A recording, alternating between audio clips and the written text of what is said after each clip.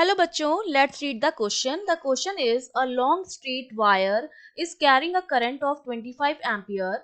A square loop of side length 10 centimeter carrying a current of 15 ampere is located 2 centimeter from the wire as shown in figure. The force on the loop is, तो उस loop पर कितना force लगेगा ये आपको बताना है. ठीक है, तो देखिए की कॉन्सेप्ट में हमें क्या पता होना चाहिए. अगर मैं की कॉन्सेप्ट की बात कर रही हूँ तो सबसे पहली चीज, अगर करंट कैरिंग लूप है, ठीक है, किसी में करंट जो है, करंट कैरिंग लूप है, तो वहां पर मैग्नेटिक फील्ड होगा. ठीक है, मैग्नेटिक फील्ड अगर होगा तो मैग्नेटिक फोर्स लगेगा और उसी फोर्स को हमें क्या करना है, कैलकुलेट करना है. तो देखिए आपके पास एक तो करंट कैरिंग वायर है, 25 एम्पियर करंट जिसमें फ्लो हो रही है, और एक लूप है.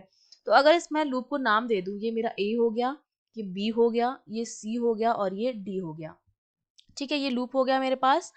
अब अगर मैं मैग्नेटिक फील्ड की डायरेक्शन निकालूंगी तो मैग्नेटिक फील्ड की direction right hand thumb rule से, राइट हैंड थंब रूल जिसमें फिंगर्स जो होती हैं हमारी वो करंट की डायरेक्शन में होती हैं, और थंब रूल, और जो मैग्नेटिक फील्ड होता है, थंब जो होता है वो मैग्नेटिक फील्ड की डायरेक्शन को दिखाता है. तो हमारा जो मैग्नेटिक फील्ड आएगा वो किस डायरेक्शन में आएगा, इनटू द प्लेन आएगा. अगर मैं फिंगर्स को अपने करूं तो मैग्नेटिक फील्ड जो आ रहा है वो इनटू द प्लेन आ रहा है, बी जो आ रहा है वो आ रहा है इनटू द प्लेन. तो मैं उसको क्रॉस से दिखा सकती हूँ. तो मेरा जो मैग्नेटिक फील्ड है वो इस तरह से है.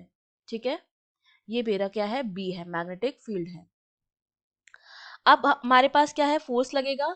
अगर सेम डायरेक्शन में फोर्स लगता है, सेम डायरेक्शन में अगर करंट फ्लो होती है, तब होता है हमारा फोर्स ऑफ अट्रैक्शन. तो देखिए दोनों में सेम डायरेक्शन में करंट फ्लो हो रही है, ये 25 एम्पियर का है और ये जो एडी वाला है उसमें सेम डायरेक्शन में करंट फ्लो हो रही है, तो इस पर जो फोर्स लगेगा वो इस डायरेक्शन में लगेगा, force of attraction F A D हो गया मेरा.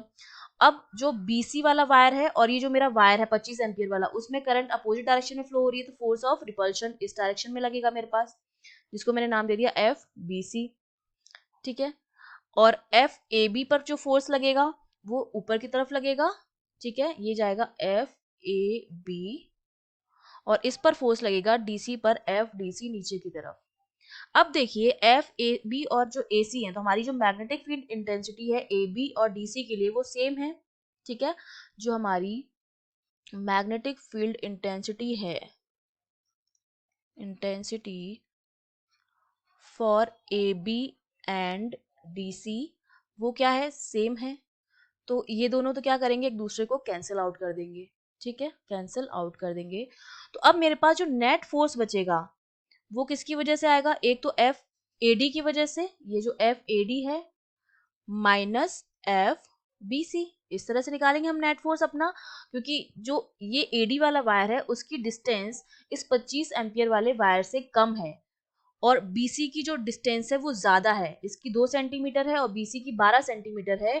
तो जो पास में होगा उसका फोर्स जो होगा वो ज्यादा होगा, और जो दूर है उसका फोर्स कम होगा. तो देखिए एफ नेट जब हम निकालेंगे तो किसी भी वायर की वजह से जो फोर्स होता है that is given by mu naught I one I two A upon 2 pi L one. ये तो हो जाएगा, ये दूसरा हो जाएगा mu naught I one I two A upon 2 pi L two. ठीक है, तो ये जो L1 और L2 है ये तो क्या है, डिस्टेंस है AD और BC की इस वायर से, जो 25 एम्पियर वाला वायर है उससे डिस्टेंस है L1 और L2. और जो मेरा A है वो आपका इसका, ये वाली जो चीज है ये A है. ठीक है, तो अब हम यहाँ पर वैल्यू पुट करेंगे तो एफ नेट जो मेरा आएगा वो कितना आ जाएगा, देखिए mu naught I one I two A upon 2 pi तो कॉमन आ जाएगा, ब्रैकेट में बचेगा 1 upon L one minus 1 upon L two. अब हम वैल्यूज पुट कर देते हैं. तो एफ नेट मेरा कितना हो जाएगा, म्यू नॉट की वैल्यू रखेंगे, म्यू नॉट अपॉन 4 पाई जो होता है मेरा, म्यू नॉट अपॉन 4 पाई उसकी वैल्यू होती है 4 इंटू 10⁻⁻⁷. यहाँ पर म्यू नॉट अपॉन 2 पाई है तो इसकी वैल्यू कितनी हो जाएगी, 2 पाई इंटू 7, 2 इंटू 10⁻⁻⁷, हाफ हो जाएगी इसकी. ठीक है, ये म्यू नॉट अपॉन 2 पाई की वैल्यू हो गई है, इनटू करंट I1 जो है कितनी फ्लो हो रही है, ये I1 करंट है और इसमें जो फ्लो हो रही होगी वो I2 करंट होगी. ठीक है, ये I2 है जो 15 एम्पियर है, तो ये हो जाएगा 25 इंटू I2 15 है, इंटू ए जो है वो 10 सेंटीमीटर, इसको मीटर में चेंज करेंगे तो 0.10 हो जाएगा. सिमिलरली L1 जो है वो 2 सेंटीमीटर है, तो इसको भी हम मीटर में चेंज करेंगे तो 0.02 माइनस 1/L2 कितना है, ये यहाँ से यहाँ तक की डिस्टेंस जो है वो कितनी है, 12 सेंटीमीटर है, 10 + 2, तो L2 जो मेरा हो जाएगा 12 हो जाएगा, इसको हम चेंज करेंगे मीटर में 0.12।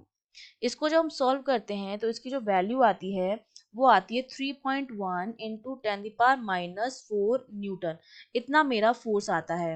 और ये किस तरफ आएगा, टूवर्ड्स द वायर आएगा, ये आएगा टूवर्ड्स द वायर। तो हमारा जो सेकंड ऑप्शन है उसमें अगर मैं ये हटा दूं फ्रॉम, क्योंकि जो हमारा मैग्नीट्यूड है वो तो फोर्स का इतना आया है, इसमें डायरेक्शन गलत लिखी है, और जिसमें डायरेक्शन सही लिखी हुई है जो हमारा फर्स्ट ऑप्शन है उसमें मैग्नीट्यूड जो है वो गलत लिखा हुआ है। तो हमारा जो सेकंड ऑप्शन वो हमारा करेक्ट है, 3.1 into 10⁻⁴ Newton towards the wire. I hope you understood well, all the best.